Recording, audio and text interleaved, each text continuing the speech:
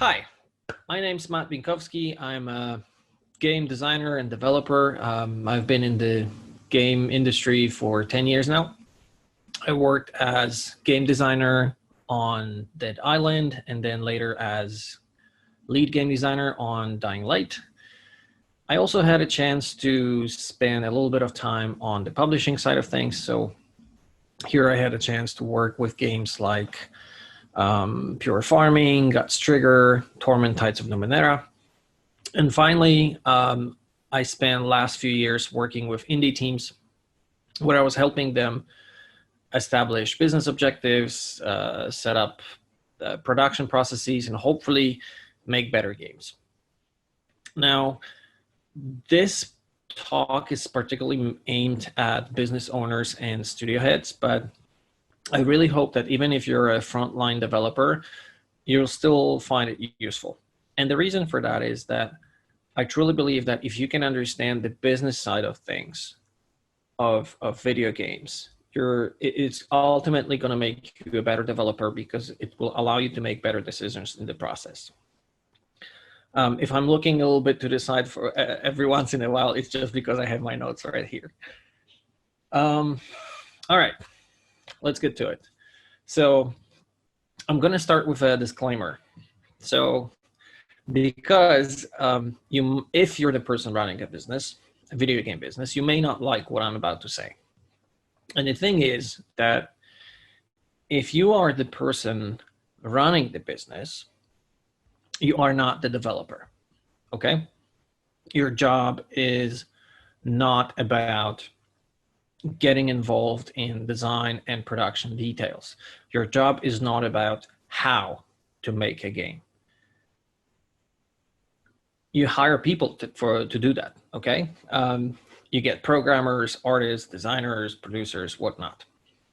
Now, if you are the person running the business, your job is to figure out what game to make, who to sell it to, and how to sell it, period.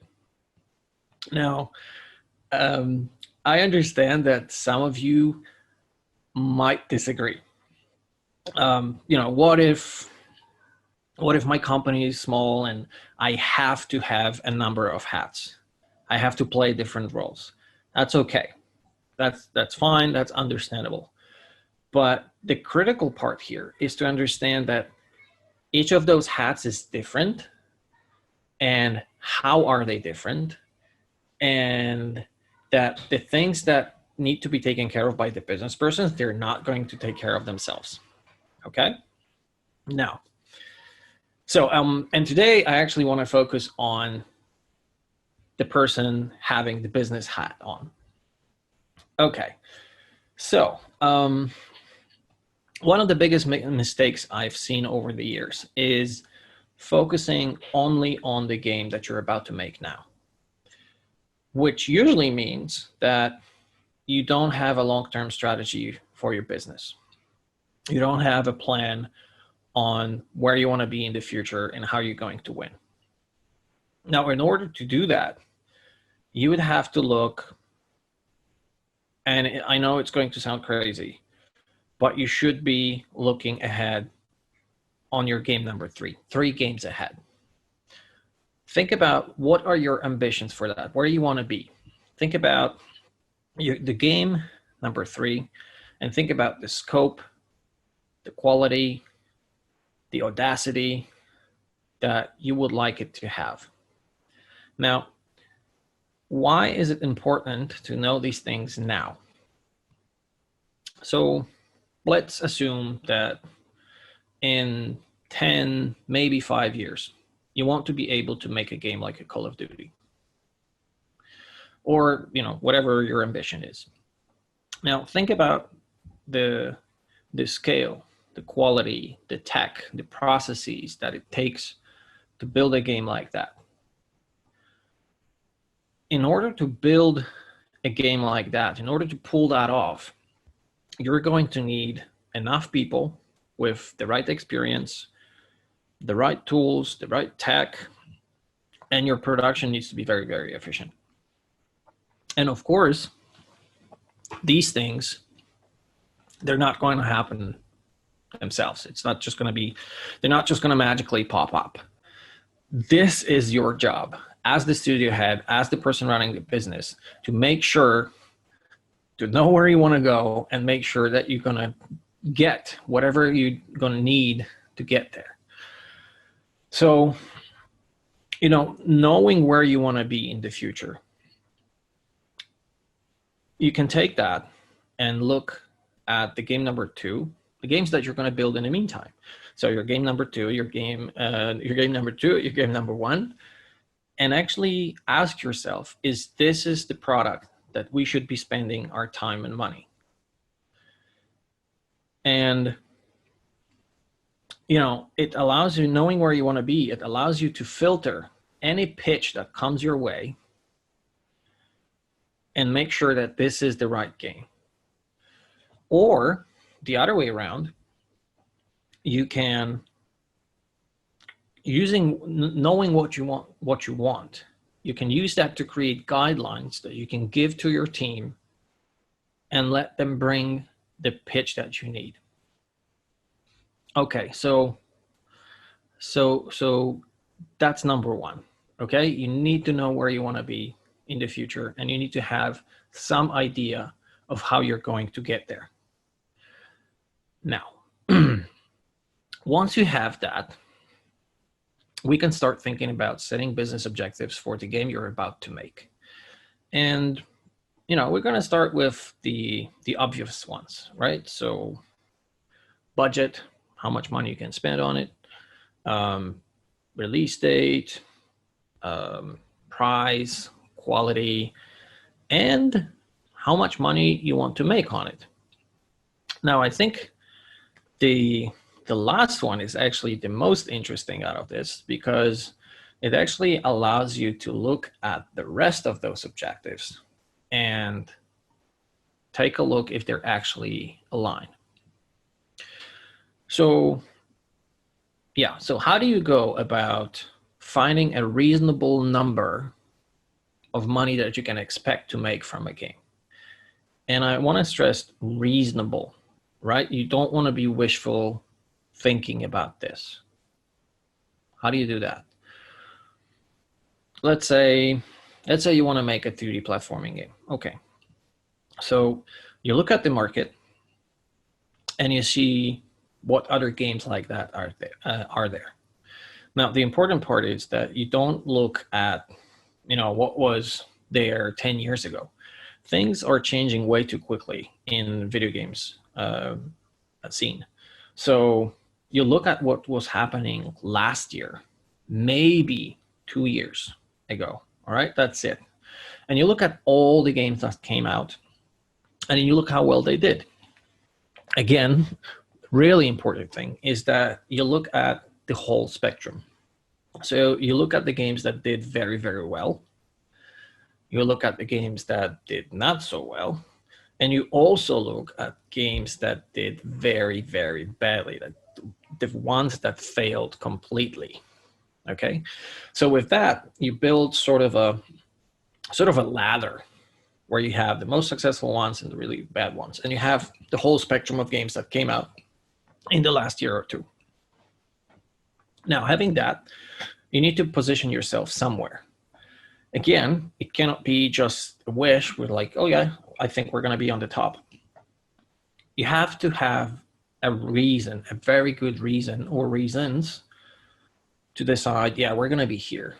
If you want to position yourself on the top, you need to ask yourselves, can we deliver the same scope? Can we deliver the same quality? Can we be as innovative as the guys on the top? Can we be as good? Maybe yes, maybe no. Why? So, you know, in the process, you might determine that, okay, maybe you won't be able to be as good as the guys on the top, but maybe you can certainly do some things better than the guys who failed. And you need to know what that is exactly. You need to be able to identify why those games failed and have a good reason to say, yeah, I know how to improve that. So we should be better. Now, once you have your positioning, you take that against the price that is expected from these kind of games, and that's basically gives you your break even point, right? That's the whole deal. A word about price. Setting up price also cannot be done in ways of wishful thinking. Why? Because people have very specific expectations when it comes to games that cost a certain amount of money. So before you decide how much you're going to price your game, you need to see what your competitors offer, right? What's available on that shelf with that price tag. And you either need to make sure that you can deliver on that level of quality, of scope, whatever, or you need to go down. Now, once you hit that break-even point, right? Like that's the total amount of money we can expect that this game will make. So now you can look back at your production plan, at your or rough estimates on your budget that you want to spend, and you can ask yourself, does it actually make sense to make that game for that kind of money? Can you actually afford it? What is your expected ROI? What is the level of risk? Can you afford to take that risk? You need to be able to answer the question of, can we afford to just break even? Can we afford to maybe do just 50% of break even?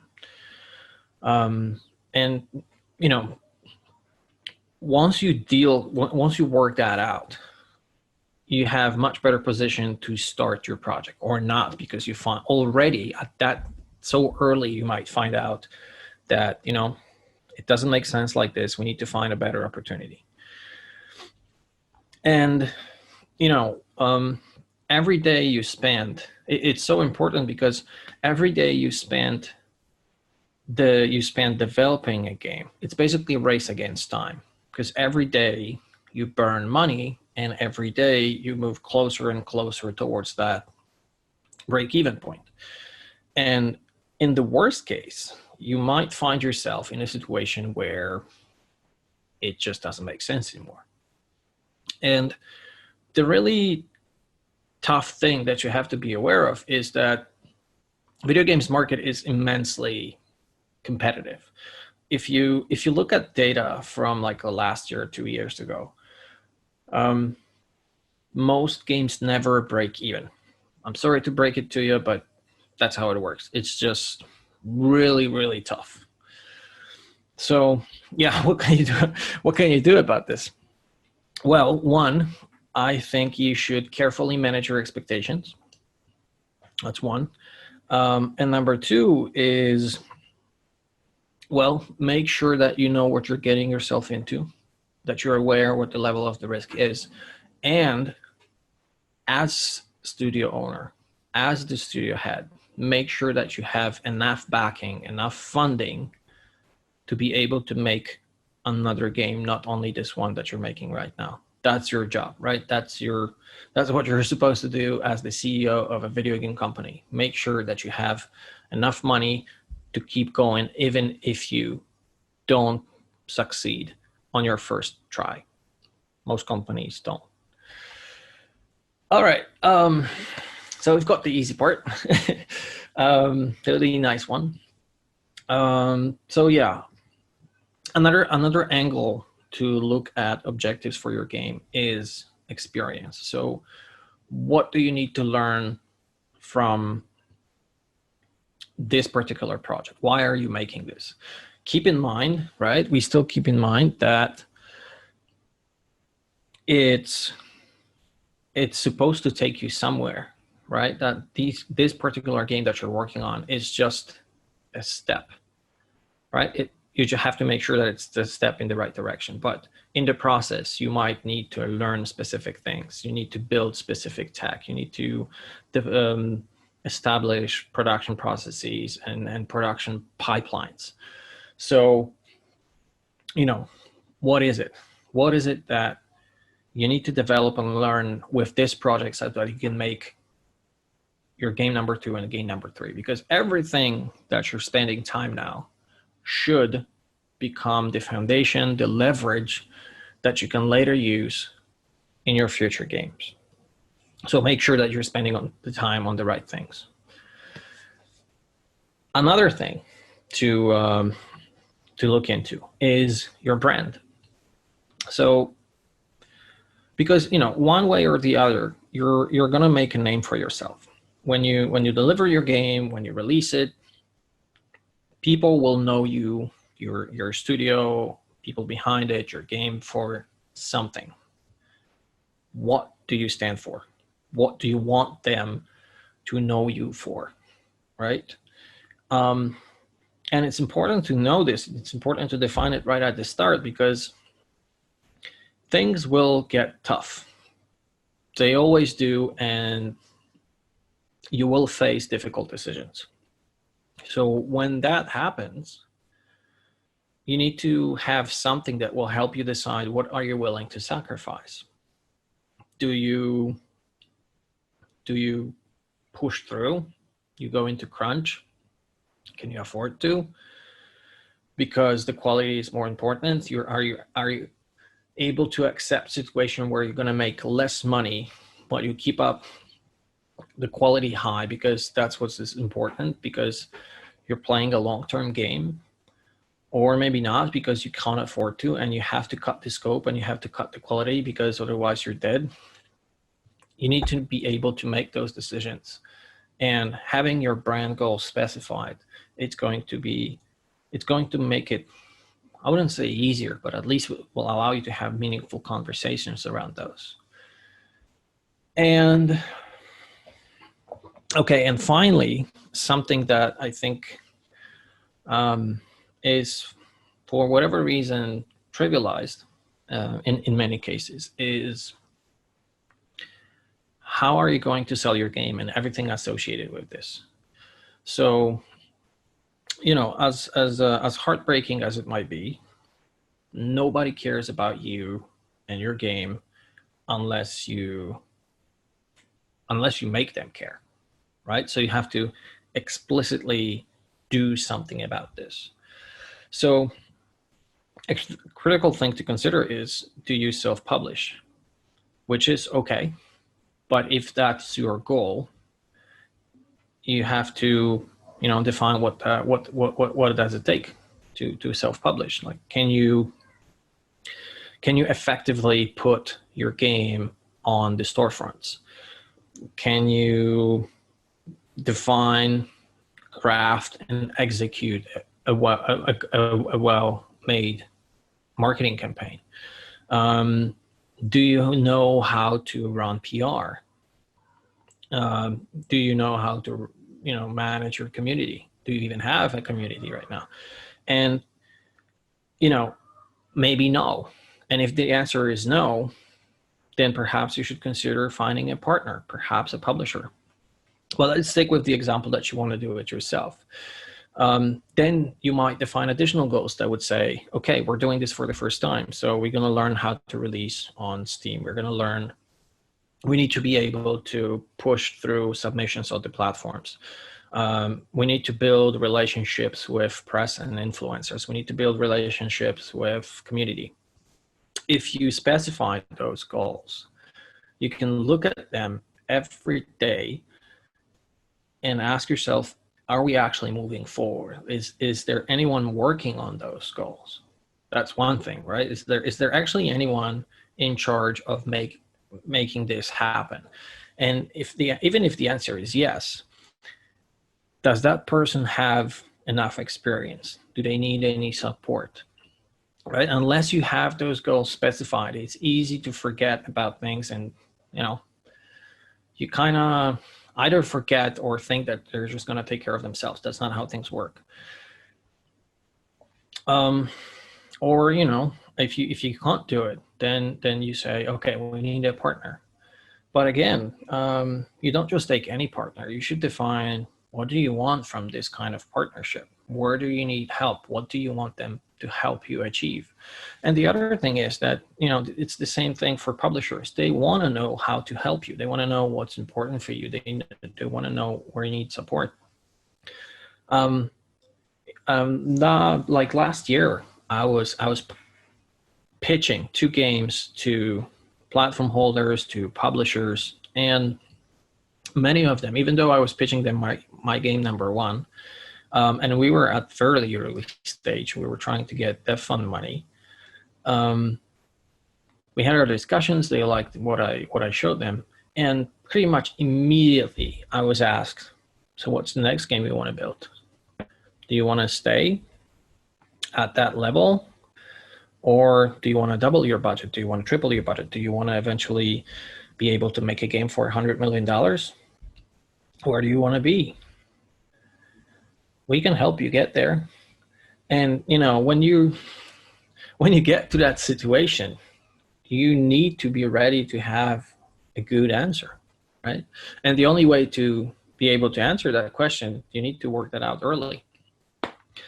So yeah, that kind of, I guess these are the most important things that I think you as a studio head should be doing. So just to wrap it up, you need to know where your company is heading. You need to know where you want to take it and have some plan on how to get there, number 1.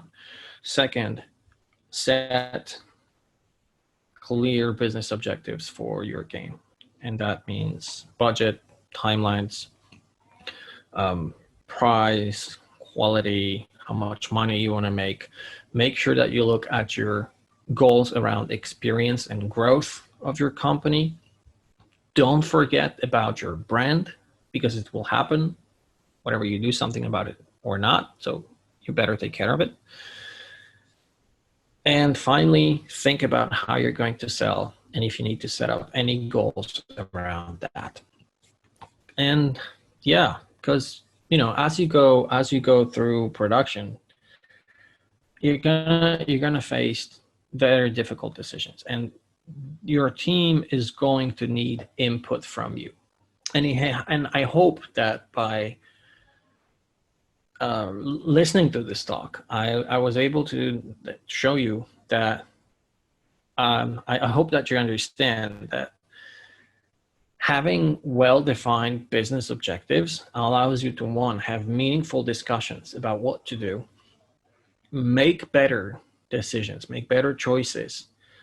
But what's also important is that it will be easier for you to communicate your decisions and make it easier for your team to understand them.